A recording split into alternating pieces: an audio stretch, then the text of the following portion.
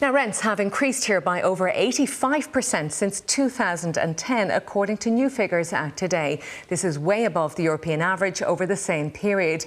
The data is contained in new research from the Banking and Payments Federation. Our news correspondent, Richard Chambers, joins me now. Richard, will you take us through the figures? Yeah, Claire, some pretty stark findings in this, and yet none of them are really that surprising. So some of the striking figures from this housing market monitor, starting with the rents, as you say, the headline is clear as day, highlighting the gap in the rental market between Ireland and the rest of the EU. Since 2010, I should say, 18% increase in average rents across the EU, 85% plus in Ireland, a chasm really of a difference there.